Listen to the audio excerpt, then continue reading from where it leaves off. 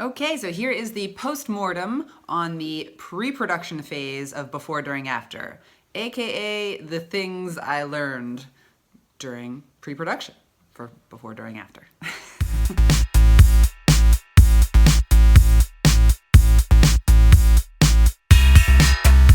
So with Before, During, After, much like any other independent film, we backed into the budget. We knew how much money we had, and we made the film work within that amount. During pre-production, I went draft after draft after draft, kind of tweaking the numbers here and there, and once I came to a new solid budget, I would approach the team and walk them through it. Going through that many drafts is just a wonderful way of getting very familiar with your budget so that by the time you're in production and you're making very quick decisions about spending more money than you thought or whatever, that you know that you're so familiar with the budget because you've looked at it at every angle that you can make those quick decisions and not worry too much. Ultimately, we had to go with a budget that was a little bit more than what we had. You know, it was a little bit more than the number that we were trying to back ourselves into. Not because we weren't being resourceful, but because what we want something that looks like it was shot on film. We want something that's beautiful. We don't want this kind of like wieldy camera, this indie film look at all. We want like a super professional film, like Kramer versus Kramer, like Annie Hall. We want that kind of a movie. So we raised a little bit more money. Another thing that we backed into was the schedule. We had to try to get this film done in 20 days, which is really fast. One of the great things that I did was, first of all, hire Lisa Mann, who was our first AD. She turned out to be so excellent, and she and I started this really close kind of dialogue about the schedule. We knew from pre-production that 20 days was very ambitious. Initially in pre-production, didn't actually know how we were gonna do it. We always had a schedule that couldn't seem to get below 20 and a half days. The lesson there is that, you know, sometimes you just have to go forward even with a plan that you can't quite figure out yet, as long as it's manageable. Like that half a day seemed like we could find it somehow, somewhere, but you know, on paper, we couldn't find it. And then there's locations.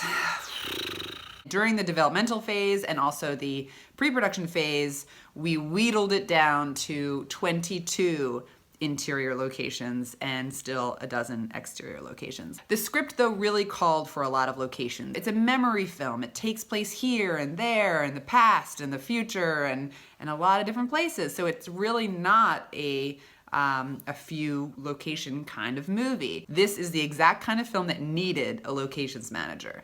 However, I couldn't seem to find the person who came with a lot of the solutions. If that person that I'm paying to take care of locations and find these locations is only gonna find locations that cost money, well, then that all just becomes way too expensive. So we just ended up in the pre-production phase just dealing with locations ourselves within the four of us, the core group, which meant using personal contacts and personal resources, meaning maybe we wouldn't have to pay for the location either. So not only are we saving the money by not paying a manager or scout, but we're also saving money by not having to pay the location itself. Now this ended up being great for the budget, and I'll talk about it once I get to the production part of this post-mortem. It turned out to be a nightmare for me, but it saved a lot of money in the budget. One of the things that I did not do, which I know I should have done, and it just was the way that the world was working at the time, I was just way too stressed, probably because of the locations thing. I didn't hold a final crew production meeting prior to shooting. So big thing I didn't do, should have done. I've always done it before, and I can see the value in it now. That first week we were a little like, who are you? You know, so would have been better to have that meeting. Also with casting, we hired casting directors that were really great team players and had far reaches into the casting community. It gave our project a lot of clout to people, big agencies that wouldn't otherwise necessarily have, you know, read the script unless that kind of a casting director came at them and said, please read it. And that was Marsha DeBonis and Amy Christopher. They were effing awesome. I gave myself plenty of time to work on SAG paperwork and getting it all done in time. Same thing with payroll, getting it all done in time. So those two issues, which are huge in pre-production, so much paperwork and awfulness, give yourself the time to do it so that you're done with it a couple weeks before you start production, because you are going to have other things to think about besides getting that stuff submitted. Our production manager, Tish, had a lot of relationships with rental houses, and that ended up saving us a lot of money. You know, the budget that I had, once Tish became involved, she was